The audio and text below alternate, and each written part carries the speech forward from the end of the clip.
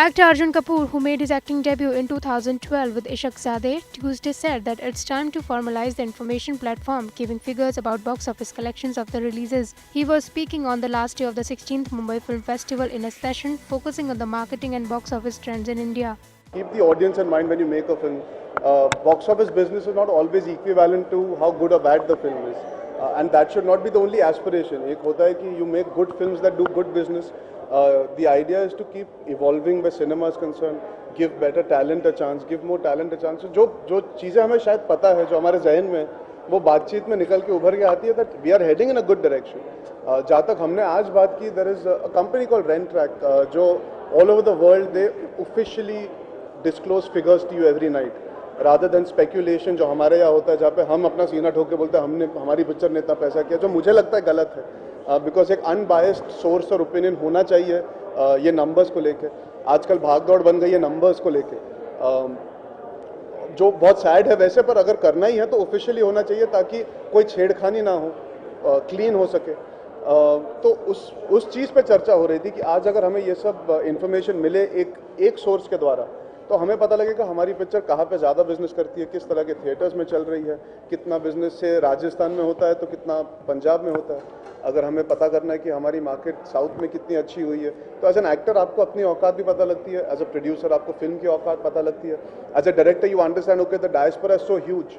शायद जो आपको पसंद आए इस यहाँ पे मुंबई शहर में वो शायद गुजरात में उतना ना चले. And it's very fair because sensibilities हर जगह की अपब्रिंगिंग अलग होती है, हर जगह के सोच विचार अलग होते हैं.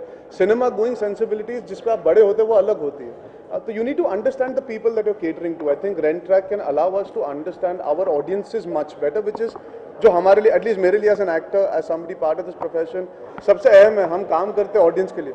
We might enjoy certain kind of cinema पर इवेंचुअली हम सब तक पहुंचना चाहते हैं, हर ऑडियंस मेंबर तक पहुंचना चाहते हैं. This will make us understand हम कहाँ तक पहुंचे और कहाँ तक जा सकते हैं. वो एक्चुअली जिन्होंने पिक्चर बनाई है वही सोर्स बनता है बिकॉज सिर्फ उनके पास पहली इन्फॉर्मेशन आती है.